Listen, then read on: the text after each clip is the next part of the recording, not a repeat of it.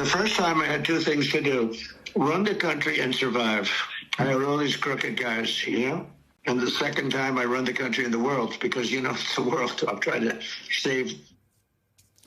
That is President Trump describing the difference between his first and second term when he answered a call from an unknown number to his personal cell phone, with The Atlantic's Michael Schur on the other end. His and Ashley Parker's interview with Trump and dozens of others in his orbit is the magazine's latest cover story, marking Trump's frenetic first 100 days in office and his comeback from political death with a new confidence, ruthless efficiency, and just about nobody to tell him no. Joining us now, staff writer at The Atlantic, Michael Schur. And Michael, we're so glad to have you on this. You cold called the president, bold.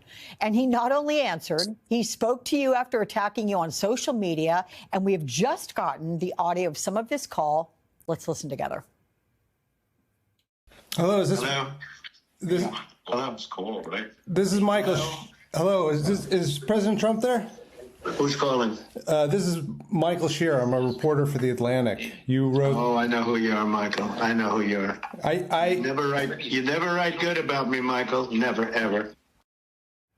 But he continued to talk to you. So give us the backstory. First of all, how did this happen?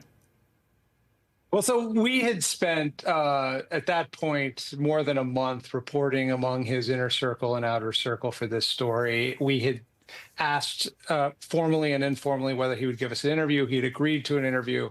And then earlier that week had put out a Truth Social post after someone, we still don't know who, had gotten to him and warned him off talking to us, which sort of left us no option. It's not my practice to cold call principals. But he had publicly said, he called me someone who writes lies, and he went after Ashley Parker as well.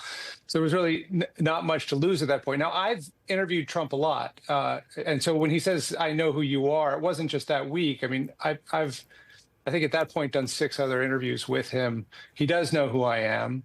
And it was a little awkward beginning. I wasn't sure there was even him on the phone when he picked up, but we spoke for a little more than 20 minutes there, and it was a really productive, useful interview that became the backbone of the piece. And then later on, we had more phone exchanges that weren't successful, and then last week he invited us into the Oval Office to sort of round out the story. Well, it's a heck of a huge story, but let's get into the details here. Unlike his first term, it seems everybody in Trump's orbit is on the same page and that he's enjoying himself. How is that affecting the overall energy this term? Yeah, so Biden and Harris used to run ads during last year's campaign about how different and, in their words, more dangerous a second Trump term would be. And I think from a Democratic point of view, they were understating the case. Trump had come back from an enormous deficit. If you remember, the weeks after January 6th, you have a number of Republicans in the Senate voting to convict him after his impeachment. You have social media companies banning him, corporate America shunning him, the golf tournaments turning away from his golf courses. And he was able, and we all know the story, we all lived through it, to regain the presidency.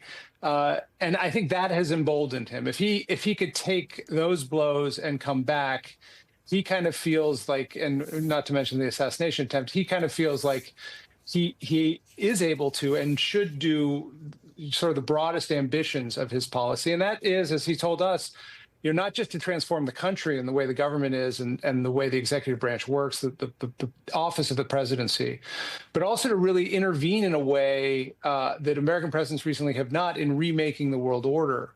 And he's doing it now with a staff of people who are basically facilitating him. That's their primary role there, which is very different than the first term.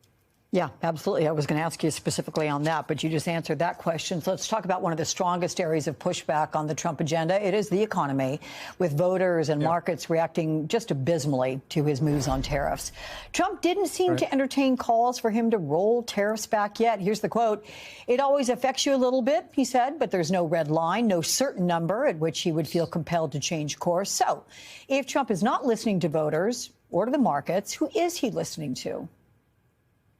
I think he would say his gut. He's had these ideas about tariffs and trade deficits, which most economists disagree with, for 30 or 40 years. Now, that question where he gave that answer, I had asked him specifically about the idea of a Trump put, like a floor on the market. We saw several weeks ago him pull back from his tariff announcements when the bond market started to go haywire and when the equity markets fell.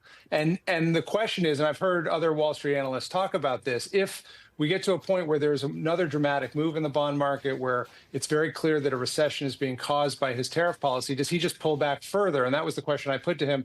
And he wasn't willing to entertain that. He said, no, markets are just a small factor in the broader discussion. He's argued that he has the upper hand. I don't think it's entirely clear that he has the upper hand in the negotiations right now, but we'll find out over the next couple of months. I have to ask you this last question because you asked him about the rumors that he'd instructed the DOJ to look into a potential 2028 run. Trump told you it's not something he's looking into, but the Trump Organization has started selling Trump 2028 hats. So is this more of Trump, having fun, making money off of it, or is this serious? I mean, is it shtick or is it serious? I think it is largely shtick. If you read his words when we asked him that question, he was sort of chuckling to himself about what a huge deal it would be to go so obviously against the plain language of the 22nd Amendment. Now, he does not rule it out completely, and that's sort of the kernel here. But there are a lot of strategic reasons for him to do that. I don't think we can say 100% he's not going to pursue this, but he could pretend like it's an option as a way of increasing his power in the Republican primary going into 2028 once he's a lame duck after the midterms. But he was clearly signaling that it wasn't something he was pursuing. And like you said, we had heard this rumor that there had been a request for some sort of formal legal opinion. And he said, point of fact, no, that's not something he was seeking.